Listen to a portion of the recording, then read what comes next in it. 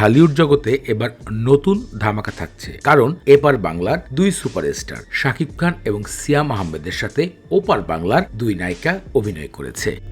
শাকিব খানের বিপরীতে অভিনয় করেছে জ্যোতিষ্ময় কুণ্ড এবং সিয়াম আহমেদের বিপরীতে অভিনয় করেছেন সুস্মিতা চট্টোপাধ্যায়।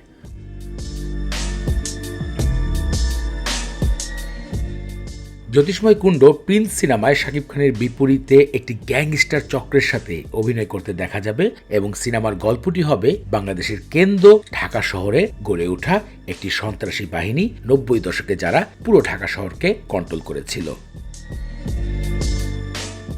এদিকে প্রেম, ভালোবাসা, ক্ষোভ সবকিছু মিলিয়ে একটি টিজার নিয়ে এসেছিলেন সিয়াম আহমেদ, সিনেমার নাম রাক্ষস।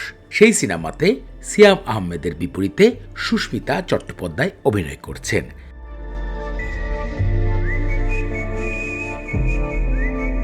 সাম্প্রতিক ওপার বাংলার দুই নায়িকা বাংলাদেশের সুপারস্টারদের নিয়ে বেশ আলোচনা করেছেন। তারা বলেছেন, কলকাতার নায়কদের থেকে বেশি অ্যাটেনশন এবং বেশি সুন্দর হয়ে থাকে বাংলাদেশের নায়কগুলো।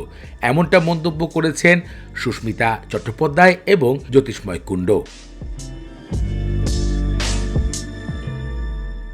উল্লেখিত সিয়াম আহমেদের রাক্ষস সিনেমায় দেখা যাবে এক নায়িকায়, আর সেখানেই অভিনয় করছেন সুস্মিতা চট্টোপাধ্যায়। কিন্তু শাকিব খানের প্রিন্স সিনেমায় কিন্তু একমাত্র জ্যোতিষ্ময় কুণ্ড নয়, আরও রয়েছেন চমক হিসাবে তাসনিয়া ফারিন। সম্প্রতি গণমাধ্যমে বিষয়টি খুব নজর কেড়েছে। ওপার বাংলার দুই নায়িকা এবার এই বাংলার দুই সুপারস্টারের সাথে ঢালিউডে ঈদে মাতাবে সিনেমা হলগুলো।